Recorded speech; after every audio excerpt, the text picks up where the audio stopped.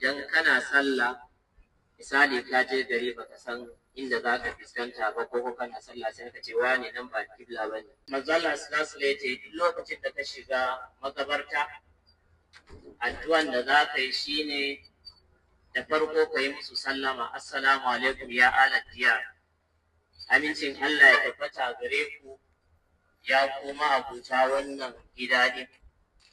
Sannan ya ce wa inna insha Allah bikum lahiqun. Alhamdulillah, kamar yadda kuke gani a nan ne Jabal Uhud, wato dutsen Uhud kenan. Kamar yadda kuke gani muna tare da al'ummar mu gaba daya waɗanda muka samu muka zo. Allah yi wa kamfanin Nasaf albarka da irin kokari da suka yi wajen ɗibo mutane daga hotels, ganin cewa ba su bar kowa a hotel nashi ba. Sun ɗauko su duk da motocin ma sun kasa, amma still suka sake ɗauko wasu motoci suka ɗibi mutane al'umma, ganin cewa ba su bar kowa a baya ba. Kowa ya samu ya zo wannan guri don ziyara. Muna ma wannan kamfani mai albarka Nasaf muna musu godiya sosai. Allah saka musu da alkhairi da irin ɗawainiya da kokari da suke yi wa mutane. Allah saka musu da alkhairi.